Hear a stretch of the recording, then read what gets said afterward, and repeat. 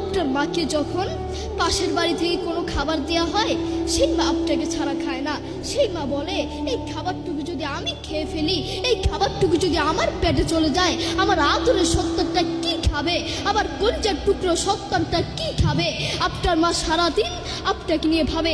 দুঃখের সাথে বলতে হয়, সেই মাকেই আপনি আপন মনে করেন না, সেই বাবাকেই আপনি আপন মনে করেন না, আপনি আপনার বন্ধুকে আপন মনে করেন, আপনি আপনার প্রতিবেশীকে আপন মনে করেন, আপনি আপনার শ্বশুর শাশুড়িকে আপন মনে করেন। আপনার যদি একদিন ডায়রিয়া হয়, একদিন রোগ হয়, একদিন বড় কোনো ক্যান্সার হয়, ওই বন্ধু আপনার কাছে আসবে না, ওই প্রতিবেশী আপনার কাছে আসবে না, কিন্তু আপনার কাছে আপনার মা এবং বাবা আসবে। করোনা হওয়ার পরে প্রমাণ করে দিয়েছে কে আপন আর কে পর। করোনা হওয়ার পরে বন্ধু বন্ধুর কাছে যায় নাই, করোনা হওয়ার পরে স্বামী স্ত্রীর কাছে যায় নাই, করোনা হওয়ার পরে একজন প্রতিবেশী আরেকজন প্রতিবেশীর কাছে যায় নাই। কিন্তু এখন ইতিহাস আছে, করোনা হওয়ার পরে বাবা তার ছেলেকে কাঁধে নিয়ে হাসপাতালে গিয়েছে, করোনা হওয়ার পরে ক্যান্সার হওয়ার পরে মা তার ছেলেকে কোলে করে হাসপাতালে নিয়েছে, ঠিক কিনা? এখন ইতিহাস সাক্ষী আছে। আপনার মা আপনার বড় সম্পদ। এই তামাম দুনিয়ায় মায়ের দোয়ার চেয়ে বড় কোনো ওষুধ নেই। এই পুরো দুনিয়ায় মায়ের দোয়ার চেয়ে বড় কোনো ওষুধ নেই। আপনার জ্বর হয়েছে, মায়ের কাছে দোয়া চান। আপনার মাথা ব্যথা করছে, মায়ের কাছে দোয়া চান। পেটে ব্যথা করছে, মায়ের কাছে দোয়া চান। শরীর খারাপ লাগছে, মায়ের কাছে দোয়া চান।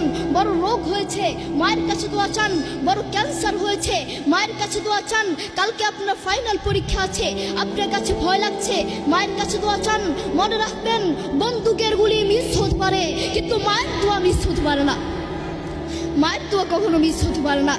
আপনার মা আপনার জন্য দোয়া করলেই সাথে সাথে আল্লাহর কাছে কবুল হয়ে যাবে। আপনার মা যদি আপনার জন্য একবার দোয়া করে, সাথে সাথে আল্লাহর কাছে কবুল হয়ে যাবে। সুবহানাল্লাহ, সুবহানাল্লাহ। ইমাম বুখারী রাহিমাহুল্লাহ একবার ছোট থাকতে তিনি অন্ধ হয়ে গেলেন, ছোটবেলায় তিনি অন্ধ হয়ে গেলেন। এরপর থেকে তার মা তার জন্য প্রত্যেক দিন দোয়া করতেন। একদিন তার মা তার জন্য রাত্রে দোয়া করতে করতে ঘুমিয়ে পড়লেন। এরপর তিনি স্বপ্নে দেখতে পেলেন তার সন্তানের চোখ ফিরে পেয়েছে। এরপর তিনি ঘুম থেকে উঠে সন্তানের কাছে গিয়ে দেখলেন সত্যই তার সন্তানের চোখ ফিরে পেয়েছে। সুবহানাল্লাহ। দেখেছেন মায়ের দোয়ার কত পাওয়ার, মায়ের দোয়ার কত পাওয়ার। আপনার মা আপনাকে সব থেকে বেশি ভালোবাসেন। প্রত্যেক মা তার সন্তানকে সব থেকে বেশি ভালোবাসেন। নিজের জীবন পর্যন্ত দিয়ে দিতে চান, নিজের জীবন হারাতে চান, নিজের জীবনের চেয়েও সন্তানকে বেশি ভালোবাসেন। বিশ্বাস হয় না? তার একটা সত্য দৃষ্টান্ত দিলে হয়তো আপনারা বুঝতে পারবেন। এই ঘটনাটি আমার দাদা আমার বাবাকে বলেছিল। একবার বাংলাদেশে প্রচুর ঝড় হয়েছিল, ঝড় তুফান হয়েছিল।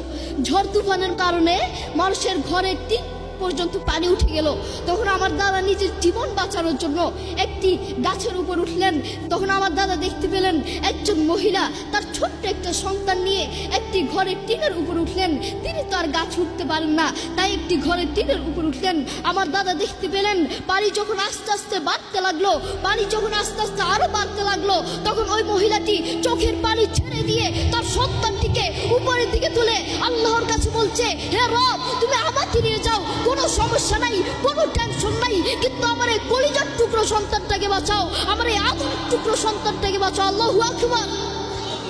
দেখেছেন আপনার প্রতি আপনার মায়ের কত ভালোবাসা, কত মায়া, কত টান। সেই মায়ের প্রতি আপনার কোনো ভালোবাসা নেই, সেই মায়ের প্রতি কোনো ভালোবাসা নেই বললেই চলে। আপনার বাবার প্রতি আপনার কোনো ভালোবাসা নেই। আপনার মায়া, টান, ভালোবাসা বড় বড় খেলোয়াড়দের উপর, বড় বড় নায়ক নায়িকাদের উপর আপনার টান, ভালোবাসা, মহব্বত বড় বড় ক্রিকেটারদের উপর, কিন্তু আপনার মায়ের প্রতি আপনার কোনো ভালোবাসা নেই। মা আপনাকে বলছি, মা আপনাকে বলছি, আপনি যদি সুখে শান্তিতে থাকতে চান, আপনার সন্তানকে বড় আলেম বানাতে চান, বড় হাফেজ বানাতে চান, বড় দিনের দায়ী বানাতে চান, একজন সুসন্তান হিসেবে গড়ে তুলতে চান, আপনার সন্তানকে মাদ্রাসায় পড়ালেখা করান। আপনার স্বপ্ন কি? আপনার সন্তানকে স্কুলে পড়ালেখা করিয়ে বড় ডাক্তার বানাবেন, বড় ইঞ্জিনিয়ার বানাবেন, বড় অফিসার বানাবেন। আপনি সারা বাংলাদেশের বৃদ্ধাশ্রম গিয়ে খোঁজ নিয়ে দেখেন, সারা বাংলাদেশের বৃদ্ধাশ্রমে বড় বড় ডাক্তারদের মা-বাপকে পাওয়া যায়, বড় বড় অফিসারদের মা-বাপকে পাওয়া যায়, বড় বড় ইঞ্জিনিয়ারদের মা-বাপকে পাওয়া যায়। সারা বাংলাদেশের বৃদ্ধাশ্রম খুঁজে আপনি একজন আলিমের মা-বাপকে পাবেন না, একজন হাফিজের মা-বাপকে পাবেন না, ঠিক কিনা? আপনি একজন আলেম পাবেন না। এজন্য মা, আপনাকে বলছি, আপনি যদি সুখে শান্তিতে থাকতে চান, আপনার সন্তানকে বড় আলেম বানাতে চান, আপনার সন্তানকে মাদ্রাসা পড়ালেখা করান।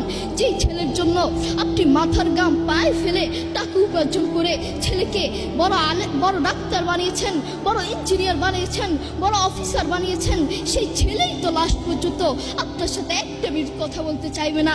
আপনি ফোনে তার সাথে একটা মিনিট কথা বলবেন, সে চাইবে না।